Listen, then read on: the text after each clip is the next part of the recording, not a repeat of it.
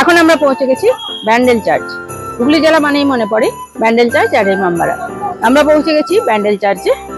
এখন প্রচন্ড বৃষ্টি পড়ছে, তাই ছাতা নিয়েই আপনাদের সামনে আসতে হলো, কি আর করা যাবে। এবার ভিতরে চলুন, দেখা যাক কি আছে, কত এন্ট্রি ফি, কি ব্যাপার। আসুন আমার সঙ্গে আসুন।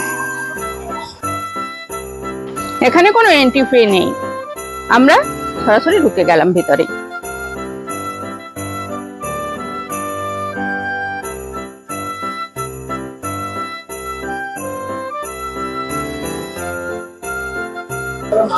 আসুন ভিতরে আসুন।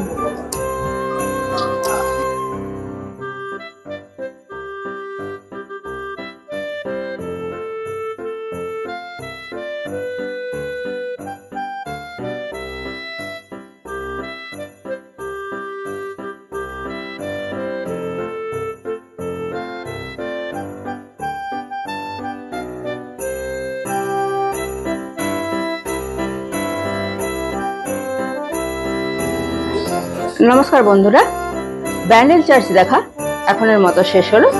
এরপর আমরা রওনা দিলাম ইমামবাড়ার উদ্দেশ্যে।